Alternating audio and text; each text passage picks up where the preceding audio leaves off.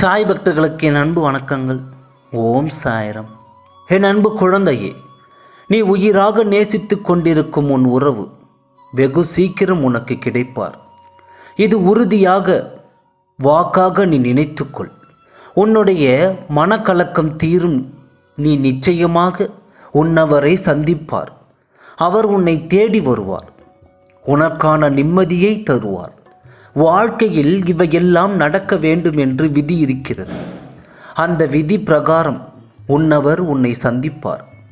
நீ எதையெல்லாம் ஆழமாக சிந்தித்து கொண்டிருக்கின்றாயோ, நீ எதையெல்லாம் உன் மனதால் நினைத்து கொண்டிருக்கின்றாயோ அவையெல்லாம் உனக்கு நிச்சயமாக கிடைக்கும்.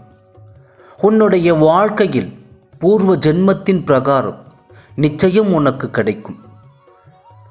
எண்ணம் போல் வாழ்க்கை என்பார்கள். உன்னுடைய எண்ணம் போல் வாழ்க்கை சுபிட்சமாக அமையப் போகிறது. அதை நான் அமைத்து தரப்போகிறேன். நீ எப்பொழுதும் சந்தோஷமாக இருக்க வேண்டும். உன்னுடைய எண்ண பிரகாரம் நீ நினைத்தது நடந்தே தீரும். இந்த இரண்டு அறிகுறிகள் உனக்கு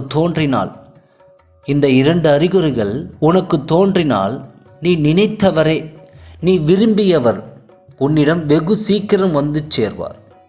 உன்னுடைய உறக்கத்தில் உனக்கானவரோடு நினைவுகள் வந்து கொண்டே இருந்தால் நிச்சயம் அவர் உன்னை தேடி வரப்போகிறார் என்று அர்த்தம்.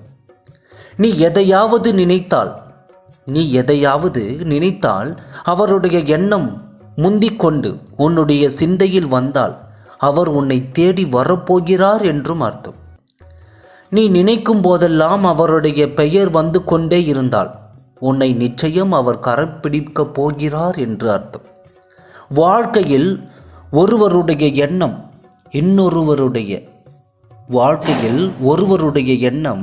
இன்னொருவரை சென்றடைய வேண்டும் என்று இந்த பிரார்த்தம் உனக்கு கிடைக்கப் போகிறது.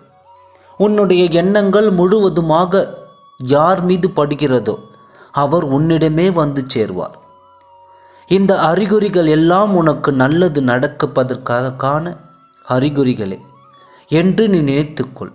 சில நேரங்களில் ஏற்படும் கால தாமதங்கள் சற்று தாமதப்படுத்தலாம். ஆனால் விரைவில் உனக்கானவர் உன்னை தேடி வந்து உன்னை கரம் பிடிக்கப் போகிறார். சாயப்பா இருக்க பயமே. ஓம் சாய்ராம். நன்றி, வணக்கம்.